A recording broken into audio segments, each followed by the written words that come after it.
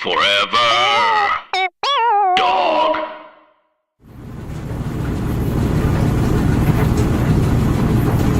Hey, get up on that washer. Hit the spin cycle till I come home. The way where I'm at, I'm out here breadwinning, so don't hit my phone. Shoulda never gave you treats like that. You got a sweet tooth and won't leave me alone. And every time I try to get some sleep, There's not enough laundry in this song.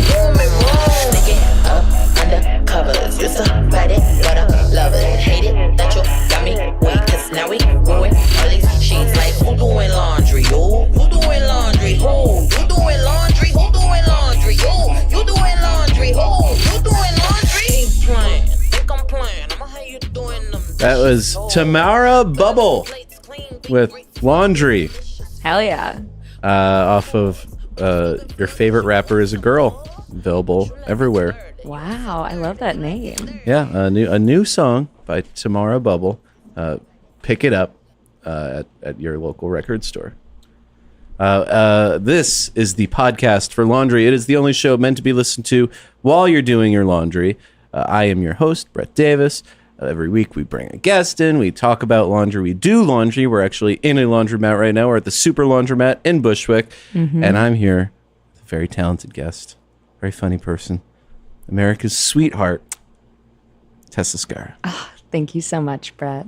Thank I'm you. Canadian, so that means a lot. Well, you won our hearts. Oh, thank you. Thank you for being here. Are you doing a load? I am, yeah. Good. Yeah, I was a little preoccupied during the show. Usually I put in a load, but I've been trying to get a new job. So I took a phone interview that didn't go so well. I love talking on the phone outside of the laundromat. Yeah? Yeah. It's such a relaxing space just to like walk in a circle, Okay, yeah. really feel the vibe. So I'm sensing you're not a drop-off person. No. Oh, no. Yes, honey! Oh my God, I think that shit's so fucking crazy. Right? It's I don't want them touching my clothes. I don't want anybody touching my clothes. It's you got to put your trust in these people that you don't know. Mm-hmm. It's a wicked game. Also, like, I mean, not to be a bitch, but I have a lot of really nice vintage clothing that does not go in the dryer. It does not touch a dryer. It basically comes out of the washing machine dry. Like what I'm wearing right now is a extremely synthetic polyester item. That all it needs is to touch the air. Exactly. It just needs a little quick puff of air and it's ready to go. It's very nice. Mm-hmm. I would hate to see some moron ruin it. Yeah. That's just, whatever. I also like love the people at my laundromat. Like the people that own the one that's close to me are just so there's two women who are mother and daughter who own it, and then there's another person who is a man who it's unclear to me as to whether or not he's related to them, but he is extremely into listening to Christian music. Okay. So whenever he's working, it's like gospel to like really like sad white Christian music too, which like I grew up around as well. And I'm like, wow, this is a trigger, but I also like really appreciate you. That's the thing. The laundromat is a religious experience minus the God, or maybe there is a God for that guy. There is God. Maybe it's just the cacophony of cleanliness. Godliness is cleanliness, right? As the Dr. Bronner's bottles taught us. So therefore, the laundromat is heaven. And he was a doctor. Oh, so there's science behind that. He's a real doctor. I thought it was just like I don't know his name. I feel like I wouldn't go around calling myself a doctor if I didn't have a. That's true, but I also wouldn't write about like 1 million words of copy on an item that I'm trying to sell. True. You know, it's there's actually a documentary about him. Mm-hmm. I haven't watched it, but it's probably queued up in some feed somewhere. If you know more about Dr. Bronner, especially if it has to do with laundry, because you can use Dr. Bronner's to clean your clothes. Mm-hmm. So please reach out with more info, and we'll cover it in a future episode. But yeah, doing drop off, it is a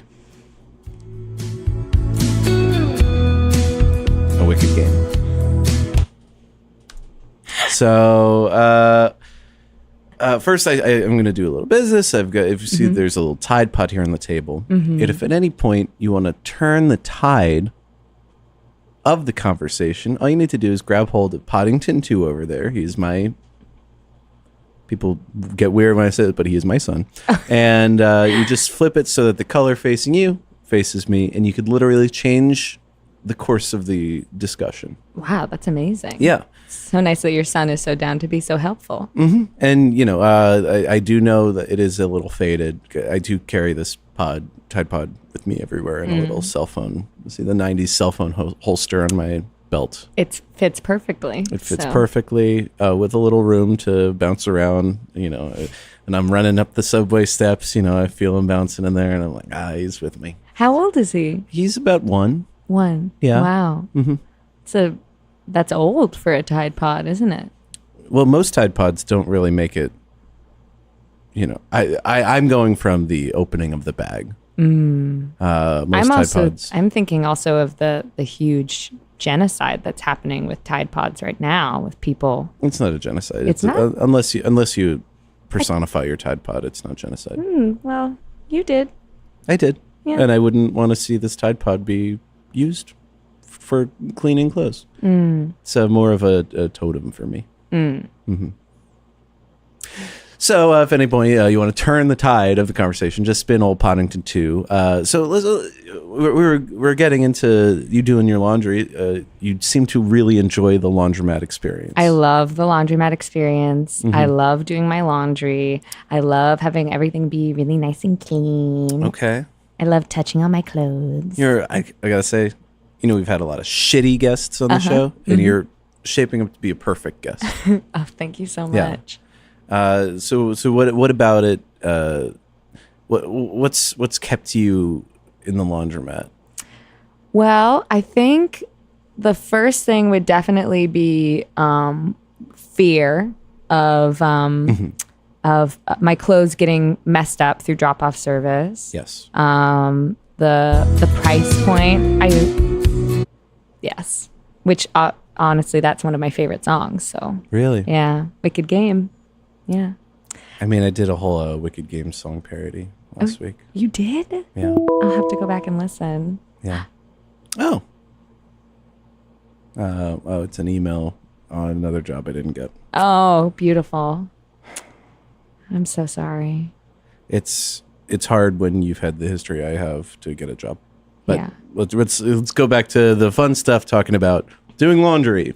I just love the aspect of it where it's like, well, these next 2 hours, I don't have anything to do but move my items into an appliance and then sit and watch it and wait and then move them into another appliance. I actually find that it's a really weirdly creative time for me because you're sitting there and you're letting the sound wash over you and the conversations and I feel like that's when my brain is the most creative, when there's little kind of mundane things that I can focus on but nothing really drawing my attention. Yeah. It's kind of a meditative state. So I describe this and people think I'm crazy. Really? Yeah. It is meditation. And these busy New Yorkers come in here and I'm I gotta get my laundry washed. I'm gonna drop it right here. I pooped all over it. It's you're disgusting. Clean up after yourself. It's not. You are cleaning up after yourself if you poop. If there's poop in your laundry and you're going to a laundromat, you're cleaning up after yourself. I guess that's true. No, I think someone else is cleaning up after you. Well, then if you're doing your own laundry, then you're cleaning up after yourself. If you're dropping it off, then don't do it. It's a wicked game. Yeah. So, have you ever gone that route of the drop off? Well, while I'm here, sure.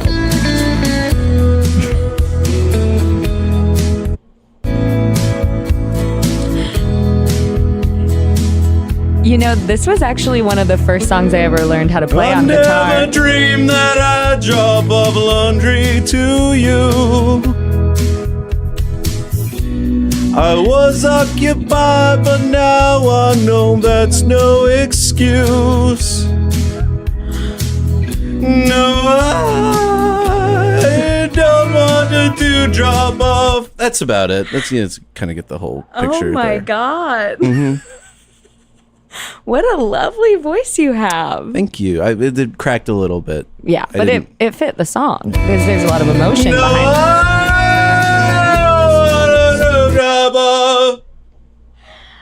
That was better. that was much better. That was a lot better for sure. Yeah. Thanks. You're welcome. Singing is a hobby. Yes. But for you, A passion and passion. a profession and a hobby and all of it, you know? you're A God-given gift. I would say you're a goddess of rock. Thank you. Yeah, that is my self proclaimed title. It's Rock Goddess. You got a show coming soon at Union Hall. It's going to be October 2nd, the first one. In Brooklyn? In Brooklyn, yeah, in Park Slope at Union Hall. It's going to be a musical variety show. I'm going to be hosting it with my band, and we're going to be doing a bunch of original comedy rock songs that I've written, and then I'm going to be having a lot of stand-ups perform, and they can choose to use the band if they would like or not. It's going to be a really fun time. You know, I've got a lot of original Music. I wouldn't even say they're comedy. All of it is about laundry. Yeah. But Yeah. we're going to have you on. Yeah, I and would do a whole laundry themed night. You said you're Simon Haynes earlier was part of it. He actually him and I wrote a original laundry song called Loads. You did? It's really good. That sounds nasty. Well, no, it's I Love It Loads. Oh, okay. Okay. I recommend you check out the archive for that episode. We made some real beautiful song. Wow. I'm going to have to go back. Yeah. Yeah. No, Simon is great. He's replacing one of my good friends who is in the band with me for like about a year, who's going on tour. So she's, moving on up and not going to be here, but it's fine. It's totally fine. People move away and they leave you in the dust. And they forget about you. Fuck them forever. Fuck them. That's what I you could look through the list of guests, and most of them that have been on the show, I'd say fuck them forever. Yeah, dead to me. Dead to me. Dead to me. That's But what my you're not mother. dead That's to what my me? mother taught me. Oh, Yeah, if somebody's now not that- giving you praise, they're dead to you. you're opening up the vault. Let's hop in. Let's paint a picture. Young Tessa Skara. Oh. Where are we? Where are we in Canada specifically? Oh my God. Well, I'm from Richmond, which is a suburb outside of Vancouver. Okay. I'm from like a very working class community. Like my dad is a longshoreman. My mom used to be a personal trainer and an aerobics instructor. Interesting. And then she stopped doing that. And then as I got older, she actually became a stock photo model. Wow. Yeah, she actually makes money doing that. Yeah. That's insane. I have like a full heart attack every time I'm in like a TJ Maxx being like, am I going to see her in the Oh, home yeah? section? Yeah, it's crazy. So let's paint the picture of your childhood. Oh, yeah. First time you did laundry, or even before that, when your mom or your dad doing laundry, you're peeking over. What's in there? Oh man, I feel like I always helped my mom do laundry, but also I think my earliest memories are of my mom, she would do this thing where whenever she was putting the sheets back on the bed, my sister and I would like get on the top sheet after she'd put it on and be like, no, you can't put the other sheets on. And she's like, I'm going to. And then she would fluff the sheets over us and we would scream like as though we were trapped. And that was our fun little game, that we were trapped in her clutches. Oh yeah, my mom would do that. It was more the opposite thing. Like if I was sleeping and I had to do the laundry and I was being lazy, she would actually pull the sheets up and sort of trap me inside, and then kind of do a little twist of the top because I'm small. I had a twin size bed, so she would trap me in. I'd be in a bag essentially that she'd toss over her shoulder and then drop me into the laundry room and say, "Time to work." And it was for grading with a curve. It was almost as fun as what you described. It sounds beautiful. It was fun. I actually ended up moving into the laundry room in my house. Right? Okay. Let's get into it. So basically, my parents lived in this like split level home, like very popular in the 70s. Mm-hmm. And the top floor had 3 bedrooms, but there were 3 kids, 2 adults. My sister and I, naturally, because we are of ostensibly the same gender, would be put in the same room together. And my sister and I, we really don't get along. Mm-hmm. Like most people that I'm friends with here, like don't even know that I have a sister. But we get along a lot better now. But especially when we were kids, there was just like, we would lock each other out of the room all the time. There was a lot of screaming, crying, a lot of me locking the door and blasting Blink-182. I had siblings that I did not get along with them either. Oh, we wonderful. Would fight so often, you know, I'd get dropped off at the laundromat, and they'd go to TGI Fridays, and they'd have a ball, and I'd just have to work all day. Work. All I do is work. Yeah. But so same. Yeah, same. Wow. But basically, when I became 14 and started to go through puberty, I think it like became a lot worse. I was just kind of like, I was a very erratic, bitchy teenager. Very much like already at 14, I was like, I'm going to go hang out with my friends and smoke weed behind the school. I hate all of you. I work at the mall now, so I'm actually really cool. But my mom and dad like didn't really know what to do. And I kept on being like, the like bottom floor of our house, like the downstairs area where there was, it like leads into the garage. And it kind of had like an unfinished floor, you know, stuff like that. And there was the washer and dryer. And also my dad's like huge Dell desktop computer. So it was like the computer and laundry room. And I convinced them to put up a wall between like where the laundry stuff is done and the rest of the room that was basically just like kind of shitty storage, and that would be my room. And so my dad and I think my dad's cousin did it with him. And I just remember we had to move the washer and dryer into the garage, and that was like a big deal. So you didn't actually sleep in the laundry room? No, but I slept in the remnants of the laundry room. I'm so sorry. No, I could hear it still because the wall that they put up was like paper thin. I could hear everything. Well, that's fun. It was very fun. So I now with this picture is painted a little more. You go to the laundromat, you hear those sounds. It's almost like it reminds you of your youth. It really does, actually. It relaxes you. You were falling asleep maybe to the sounds of a laundry. I definitely was. Washing yeah. machine. This is great. Right. You know, this is every week I come to these shows, and we go to the laundromat, and I talk to these dipshit comedians who are drop off, and I don't remember anything.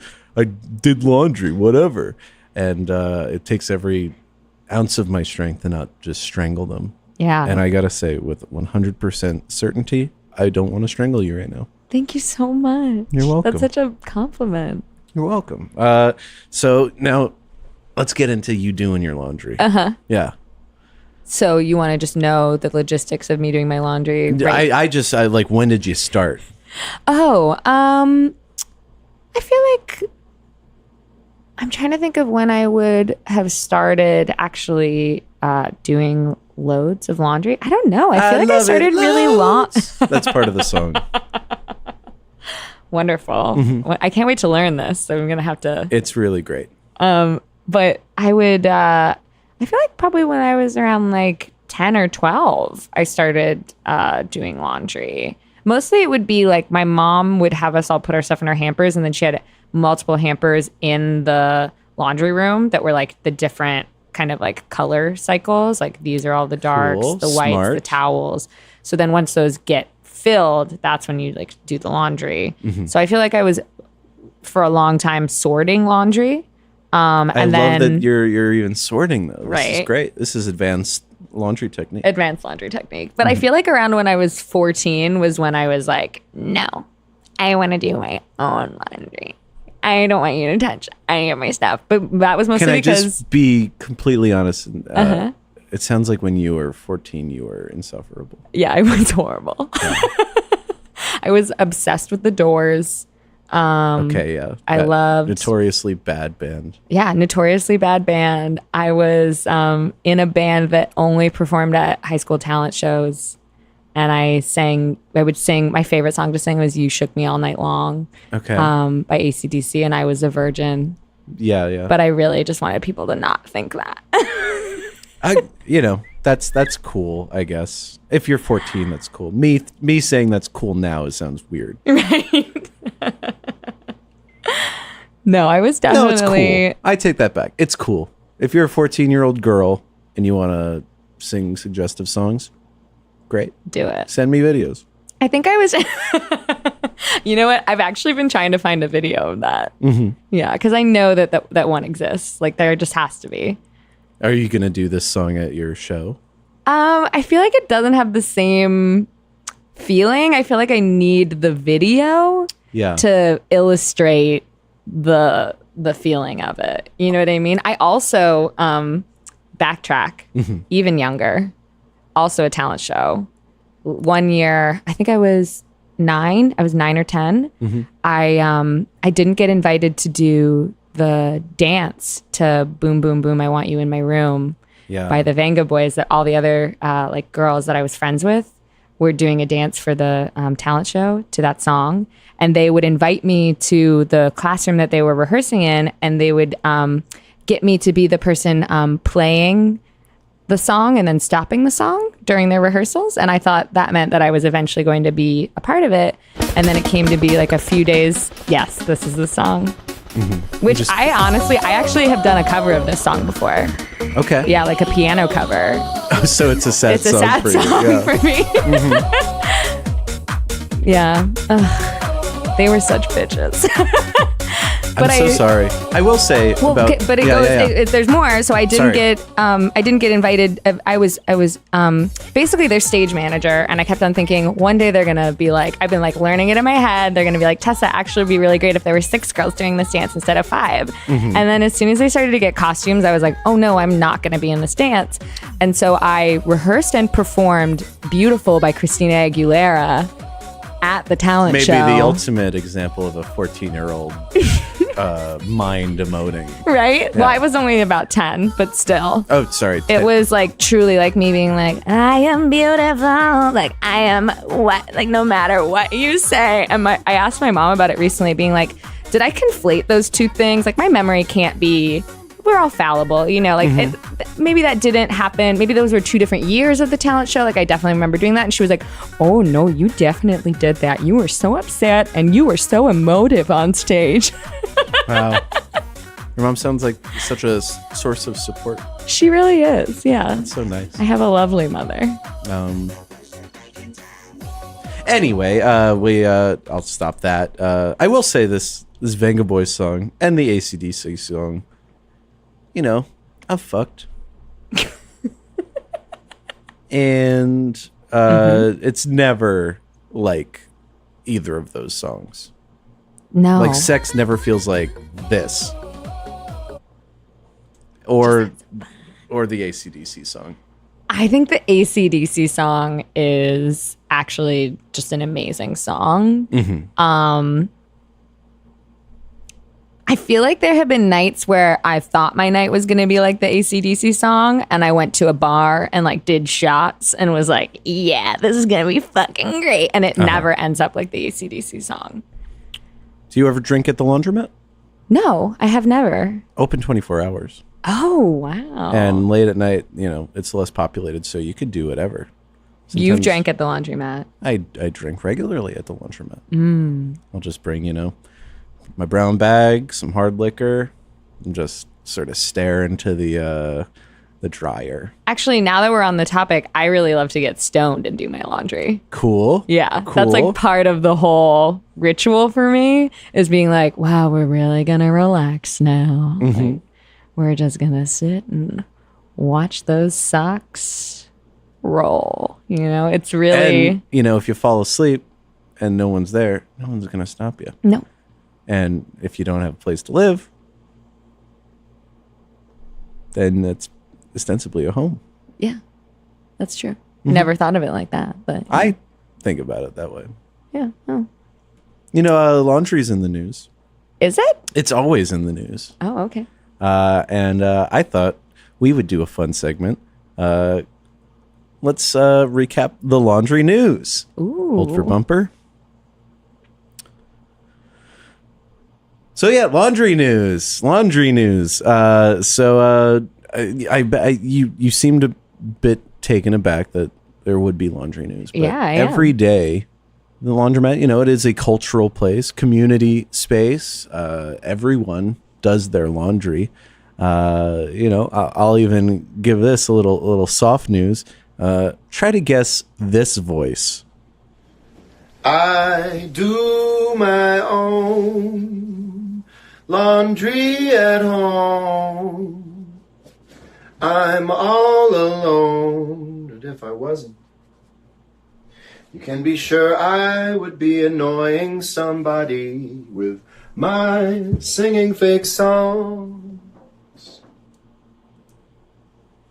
It sounds like old Blue Eyes, right? It really does. I was literally going to say, I'm thinking more contemporary. I'm thinking Harry Connick Jr. No, or something. It is the most famous laundry head, John Mayer. Wow. John Mayer. I'm so surprised that he does his laundry. John Mayer loves to do his own laundry. And we've been trying to get him on the show. If you're out there, tweet at John Mayer. Loop me in, at Brett Davis, RIP.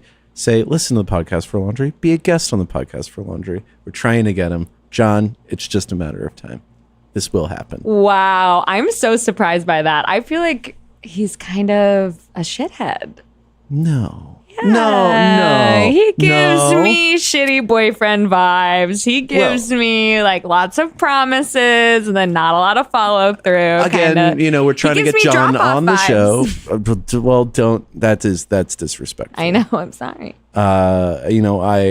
In fact, John, if you're listening, and you want someone around your home that does laundry, I am actually looking for a job. I'm a former nanny. I worked for some A-list celebrities. I won't name names, but the Hulk and the Avengers. Mm-hmm. I worked for maybe somebody that has something to do with that. So, if you're listening, consider either being a guest on the show or hiring me to live in your house and do laundry. Yeah. So, laundry news. I just wanted to start it off with a little fun thing like that. That wasn't even the full. That was just the beginning. This is him on live stream. He is live streaming himself doing his laundry. This is a 6-minute highlight of him just flavor is folding clothes. I just picked a random spot in the video. Am I alone in thinking that every year the VMAs just get earlier and earlier in the summer? VMAs is a back to school event. Maybe that's what bothers me. True. Oh my God. Honestly, true. Because I don't think the camera works. This seems to be some sort of a bug. Post Malone, thank you for FaceTiming me and throwing off the whole thing. Are you in now? Let me see. Imagine now. if I John don't Mayer know. was on the show and he started getting FaceTime by Post Malone. Is that what was happening? That I was going to say, who was trying to FaceTime him? He was live streaming. Post Malone dials No, of course they're FaceTiming each other. Post Malone's just I'm gonna sign off dude. and back on again. Oh, What's and our- Post hold on a Malone's minute, on hold on a this minute. stream now. Everybody, hold on. All right, so yeah, that's what. I can't believe they're friends. Yeah, so you can follow John Mayer on social, and you'll see him live streaming him doing his laundry, and then send a comment, be a guest on the podcast for laundry. Wow, I really hope you get him on. I really hope so too. And he's not a shithead, and he's definitely not drop off material. Also, I'm the person who said that. I am not representative of Brett Davis or your podcast, and I'm sorry. Well, no, you know what? I'm not sorry for saying that in my personal opinion, but I'm sorry if it was representative of you. Yeah. I loved My Body is a Wonderland when I was a 14-year-old bitch. Yeah. And just think about all the 14-year-olds he sang Your Body is a Wonderland to. Truly, though, because that's who that's targeted towards, I feel. And then, they, as a 14-year-old, I'm sure you imagine him just hovering over your body with a flower, just kind of, just drawing little hearts on your belly. Serenading. Yeah, drawing hearts on my belly with a flower. I certainly did. Laundry news. A University of Central Oklahoma professor was accused of indecent exposure at a laundromat. William Franklin Stockwell, 66, was charged in Oklahoma County District Court with a felony count of indecent exposure. He was previously arrested on an indecent exposure complaint after he allegedly flashed his buttocks to a woman and her child at the laundromat located at 317 East 2nd Street. Wow. The alleged events follow a separate incident on August 1st where he asked a woman if she wanted to come to the back of the business and spank him, according to a case report obtained by Fox 25 in Oklahoma City. Wow. How do you feel about this? I feel. Wait, sorry. What was his job? Was he the owner of the laundromat? No, or did it say he was? Is a University of Central Oklahoma professor. That's what I thought. Okay. Yeah. Wow. Honestly, I mean, I don't know why you would go and harass people at a place that you have to go back to. You know what I mean? Like, I'm not a person who sexually harasses women. But if I were, I probably wouldn't go to my local laundromat where I would then have to go and wash my sheets later on in the week. Yes. That just seems rude and it seems horrible. I will say, maybe this is a case of just mix up. I mean, when you're in a laundromat, sometimes you're like, oh man, I'm wearing the underpants that I wanted to wash. So yeah, you may flash your buttocks briefly. Yeah, I don't and think, then there may be kids running around because it is a community space. And, this guy, he is a professor. This is why would he risk... He's a professional. He's busy. Why would he risk losing his job, which is educating the young people? And then, he asked a woman if she wanted to come back and spank him. And that's a problem? That's slut shaming. I'll say it. Okay. Well, that's your opinion. He wasn't like, you have to spank me now. He was saying, would you like to come to the back, away from the children, and spank me? Well, I mean, I think that it's uncomfortable because, I mean, especially when you're in a laundromat, like I've been harassed in that way, like on a subway car. Yeah. Where the doors are closed. We're the only two people in the car. And a guy, I was actually on my way to an open mic. This was years ago. Good. Get Right. the grind in. Yeah. gotta grind. And I was, and this man, we were the only two people on the train, and he pulls his dick out. Yeah. And my first reaction, the doors are closed, like, and he's a huge guy, like very much bigger than me, could have been very much a problem in overpowering me, and we were going over the bridge. Yeah. And I just went, no. And he was like, he looked down at his dick, and I was like, no. Like he was a dog. And then he just cowered. Wow. And put his dick away and faced his back to me until we got off the train. Well, no one should ever be in that position. And no one should have to know the right thing to do. But No. you, I guess, did the right thing. Well, my mom taught me that if a man flashes you, she was like, you're not supposed to look. Don't look and don't react because that's what they want, because that's what they get off on. So I really think that man is really just looking for a reaction. He's really looking for the woman to say no. He's going to these classes and these kids are bored out of their minds. Yeah. And he's like, how do I reach these people? And, it bleeds into his personal life. So, yeah, he is a victim of circumstance, and he has been suspended from his duties at the university, but thankfully not fired. Wow. Thankfully.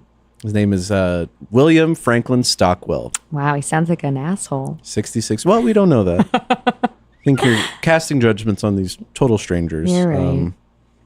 Here's some more laundry news. Laundry and home care business Henkel is looking to disrupt advertising in the sector with the launch of more diverse and emotionally driven campaigns. Nikki Videra, who joined 5 months ago as a marketing director, wants to get rid of the sexist stereotypes that have long been associated with household products. She says, for example, I work in corporate clothes, then I go to the gym and meet a friend for a drink. That's 3 different outfits in one day, and you could argue 3 different personalities in one day as well. Campaign features a female football-playing scientist and a lawyer who moonlights as a drag queen. This isn't a gimmick. Diversity's high on the agenda for Videra. Wow. Yeah. I want to meet that football-playing scientist. I believe that's a fictional character that exists. Ugh, damn. Maybe based on someone real. That sounds divine. But I am really behind this. Oh, yeah. I mean, you obviously are. You are a man who loves laundry, which is traditionally a very feminine task, which Yeah. I love. I admire that about you. Thank you. It's never even crossed my mind that it's a gendered task or anything. It's just, I mean, you know, some people grew up with their moms doing their laundry. I didn't. I grew up with my mom forcing me to do her laundry. And your siblings' laundry. And my siblings' laundry and Yeah. stuff. So, yeah, I see it as a duty that everyone does, and you know, around the world, it's a little different. But I like this approach, and I like that it's destigmatizing laundry. It's nice that it's destigmatizing, but I just love how I feel like with advertising in their search for diversity, they're always finding these people who are like so unrealistic. You know what I mean? Like, oh, it'll be like a woman who's a rocket scientist, but she's also an Olympic rugby player. And it's like, okay, why can't she just, I don't know, be like kind of masculine or like kind of, I don't know. There's ways in which they push the boundary so that it seems unrealistic and it seems aspirational in a way that is kind of just like fetishizing people that are diverse. What if one of them was let's say a comedian? Or non-traditional, I mean. Let's say somebody was a comedian and a podcast host, but maybe also a nanny and an ex-con. Are you asking if I think that they could make an ad campaign around that person? Yeah.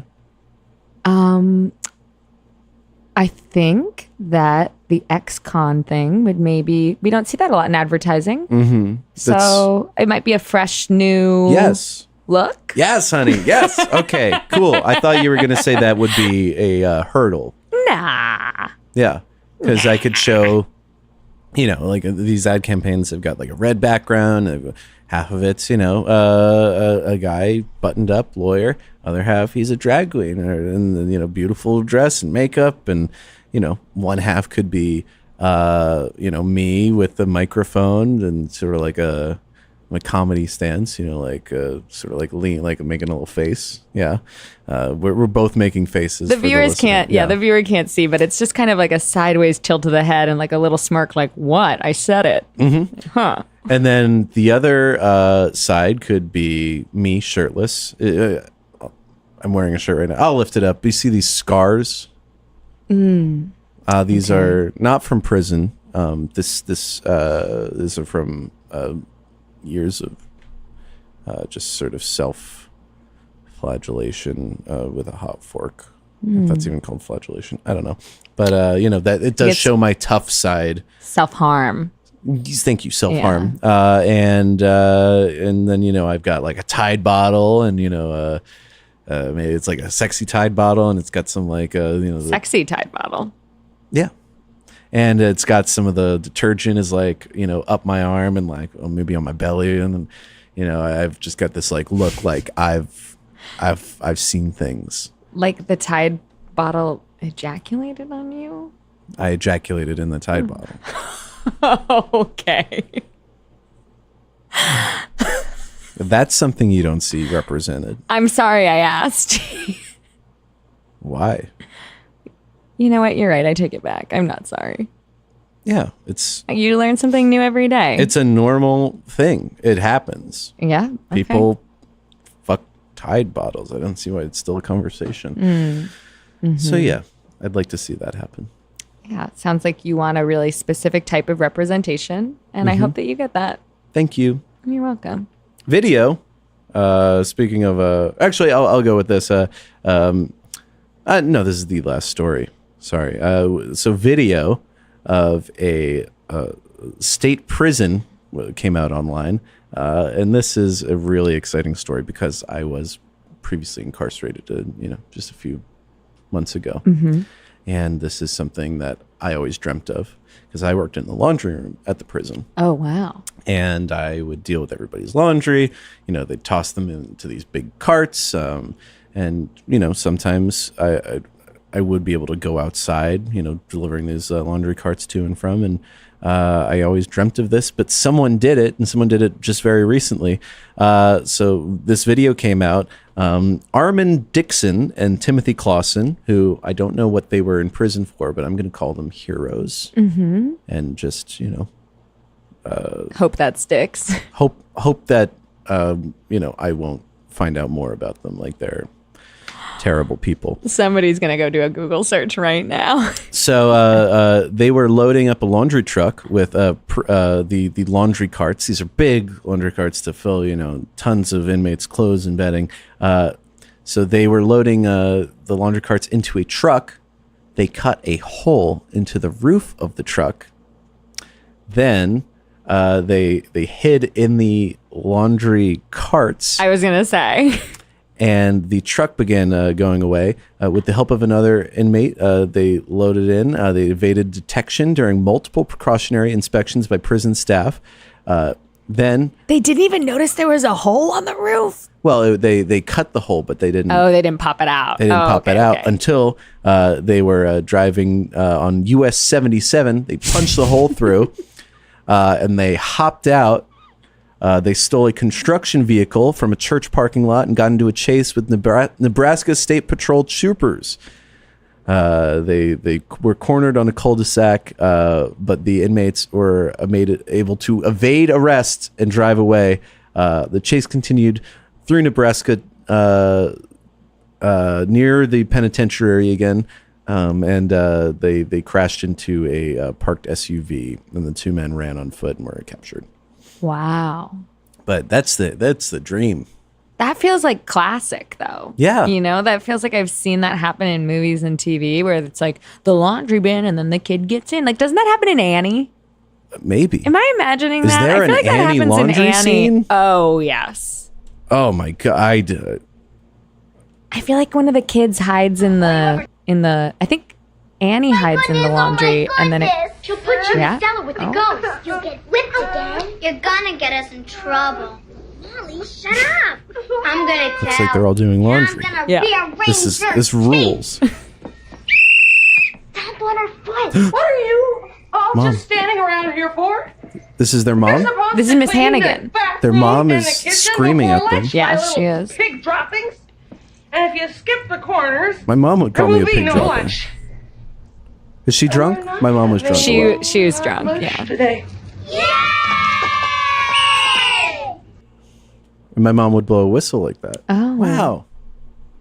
Did yeah. you grow up in an orphanage? No. Oh, okay. No, regular family.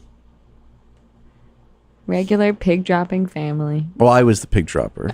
My siblings weren't pig droppers. They were the golden children. But That must have been hard for you. Yeah. It was. You might really relate to Annie. You should watch it. Mm-hmm. Yeah, I'm pretty sure when she tries to escape the orphanage through going into a laundry cart. And I mean, honestly, I could be completely making this up, but I feel like what happens is that's when she meets Daddy Warbucks. Which, by the way, I just think is like the weirdest name to call an adoptive father, like Daddy Warbucks. I haven't seen Annie. What is Daddy Warbucks? Daddy Warbucks is the man who adopts her, who is very, very wealthy, and he is kind of adopting her, I feel like, to make a better image for himself, but he's also like a philanthropist. He basically changes Annie's life. Like Mark Ruffalo did. Yeah. To you, right? Yeah. Daddy Ruffalo. Daddy Ruffalo. I didn't call him Daddy. He wouldn't let me. You tried. I didn't try, but I wanted to. You should have. Whenever you feel the urge to call someone daddy, I think that you should take that. chance, you know? You know what? Thank you. You're welcome. I would like to issue an apology and a correction. Timothy Clausen was arrested for manslaughter. Oh. And Armin Dixon, robbery and rape. Oh, wow. So I'll let the listener decide if they are heroes or not. Laundry is a rehabilitative, prison is a rehabilitative process. So, and it's literally, you know, undoing the bad things, like a washing machine undoes the dirt and clothes. Yes. So, Armin Dixon, Timothy Clausen, fate will decide. Well, actually, no, they were back in prison. Actually, they're probably in prison forever. Forever now, yeah. 'Cause they tried to leave. Yeah. But Sucks. if they do allow podcasting in the Lincoln Correctional Facility, I would love to come down and interview you guys and talk about the adventure you had. Yeah. Without, you know, saying I support the manslaughter Yes. and the rape and stuff. Yes. That's hard. Mm-hmm. It's always hard. I feel like I made it a little weird when I brought up that they're real people, that they did terrible things. That was the thing in prison, you know. You know they did the things, but you see the humanity behind their crimes. And, you know, people change. I actually have a cousin who was in prison for murder. Okay. Who is very changed and rehabilitated. And people do bad things when they're on drugs. Yeah, I did a lot of heroin. I killed a guy. There you go. I mean, well, I thanks so much for being on the show. You were a great guest. Please check out your show at Union Hall. High Notes, starting in October. And look out at your local laundromat. You might see Tessa, but don't bother her. She's meditating. I'm very stoned and I'm meditating. Yeah. Well, thank you for being a wonderful guest on the show. Thank you for having me. Yeah. First of all, I was sleeping. And second of all, why you creeping? Third of all... Forever Dog. This has been a Forever Dog production. Executive produced by Brett Boehm, Joe Cilio, and Alex Ramsey. For more original podcasts, please visit foreverdogpodcasts.com and subscribe to our shows on Apple Podcasts, Spotify, or wherever you get your podcasts. Keep up with the latest Forever Dog news by following us on Twitter and Instagram @ForeverDogTeam and liking